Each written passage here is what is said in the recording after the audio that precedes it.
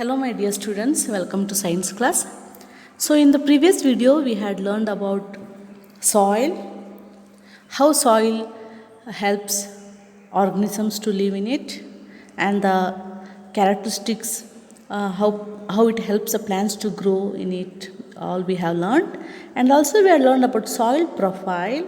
In soil profile we had learned that the soil is having so many horizons, that is layers. Okay, it had 4 layers. Okay, it was named as A horizon, B horizon, C horizon, and last is bedrock. And we found that A horizon was the layer where it supported life. Okay, so it supported living organisms to live in it, plants to live in it, and it was rich in humus. Okay, and B horizon was rich in minerals, and C horizon had some lumps of rocks, and bedrock is the layer where we could see magnificent rocks in it. So today we are going to learn about the formation of soil and the types of soil. See dear students, first we will learn about the formation of soil. Soil is formed by the breaking down of rocks into smaller particles by the action of wind, water, and climate. This process is called withering. So, altogether, we can tell that soil is formed by the process of withering. What is the process of withering? So, withering is a process. It is a slow and continuous process. So, it is happening every day. Okay, and it is very slow, and the result is not very fast. Okay, it will take millions and millions years for the rock to become soil.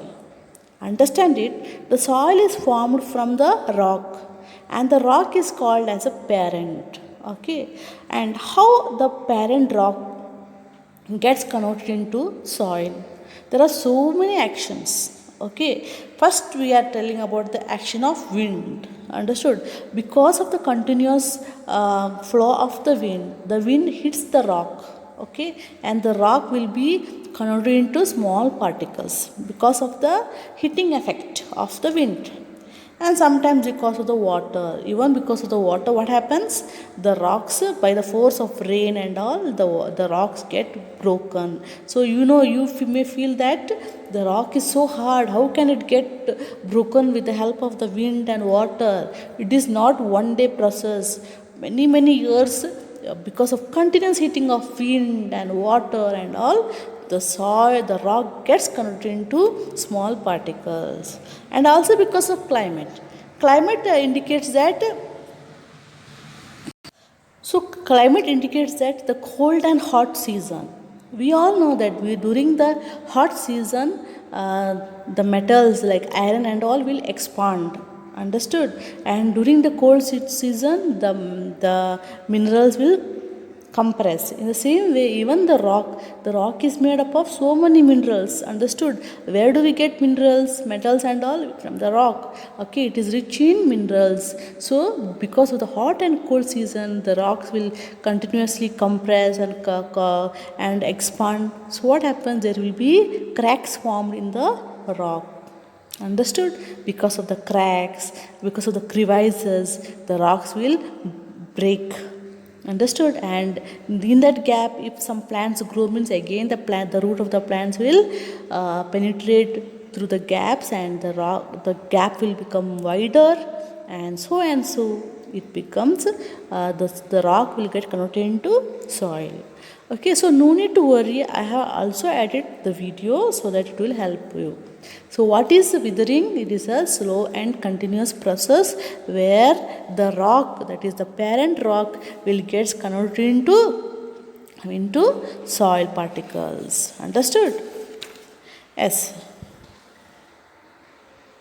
So this is the video, just go with this. Okay, soil formation, that is withering of rocks. So in this they have told about the climate, water. Okay, all these things will add in withering of rocks. We will see.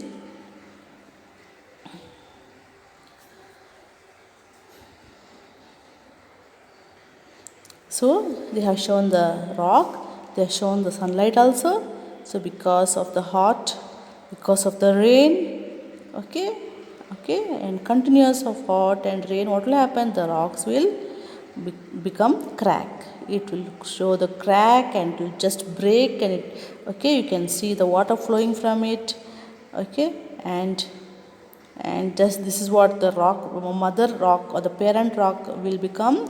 It splits into so many pieces, and again the climate is changed, and after so many changes, what will happen? The rocks will get converted into okay, small pieces of rocks. And you can see again the plants will start growing because there is soil in it. The plants, the grasses will start growing in it. The roots of the plants also will go deep through it, and finally, if by this slow process, one or the other day, or as days passes, the rock will be converted into soil. Okay, so the action of the sun, water, ice, wind, and plants break huge part of rock into soil. This process is known as withering. Okay,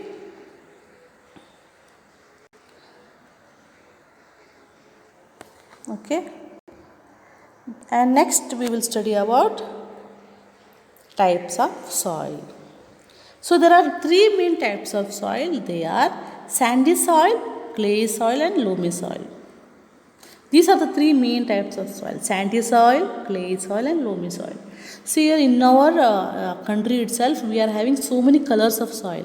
Okay, that is the deep study, that is red soil, black soil. Okay, all these things are there, sandy soil. Okay, but main three types are sandy soil, clay soil, and loamy soil. What is sandy soil? It is very easy to understand this. Okay, in sandy soil, the particles are large in size. Have you seen a sand? How does it?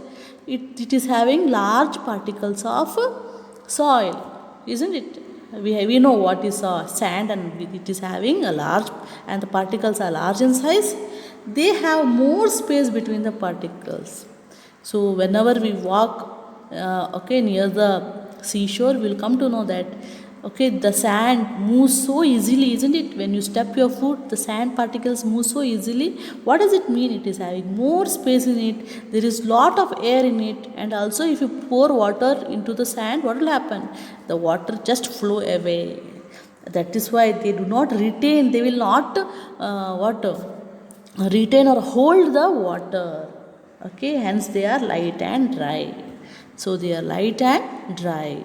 This is sandy soil. The grains are large, they do not retain any water in it. There is lot of space between them, okay, and it is filled with air. Okay, and this sandy soil, it will support only few types of plants. Okay, we know that, like coconut, okay, like some plants are there, you will come to know. Next is clay soil. So clay soil is fully opposite of a sandy soil. Okay, what it is? In clay soil, the particles are very smaller, understood, and they have less space. And also there is very less space between the particles, and hence there is less air, and they will retain more water and are heavy and wet. So they will hold more amount of water. Okay, so whenever you put water in it, it has the capacity to hold more water. Okay, and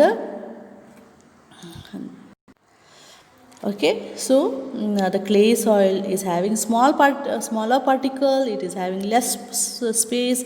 It is having less amount of air, and also it retain more amount of water. Hence, this clay soil is used to make pots. Understood? And it is used to make toys and so many materials. You can mold the soil into a different pattern. Okay, I hope you have played with this clay soil and made so many toys in it. Next is loamy soil. So loamy soil is a combination of both sandy soil and clay soil. See, even clay soil will support only few kinds of plants. Understood? because clay soil is retaining of more amount of water, paddy means rice plant grow in this clay soil very well. Okay, and uh, so sandy soil also is helping only few types of plants. Clay soil will also help only few types of plant, but whereas this loamy soil is there na, this is the combination of both sandy soil and clay soil. Loamy soil contains both. It is a mixture of sandy soil and clay soil. In loamy soil, the particle size is between those of sand and clay. So it contains humus and has the right water holding capacity. So it is very perfect soil because so clay soil also contains humus. All the soil contains humus, but this loamy soil, it contains humus also. It is having right water holding capacity, and so it is the best soil for growing plants. So if any question is asked that which is the best soil for growing plants, you have to tell that it is loamy soil. Why? Because it is having the property of both sandy soil and clay soil. It has air space in it, so that the roots help to, so that the root can breathe in it, isn't it? If air space is there, the roots can breathe. Okay, and also it is having more water holding capacity, so that the plants get water, and so and so. So it is a best plants soil to grow plants. So soil and crops.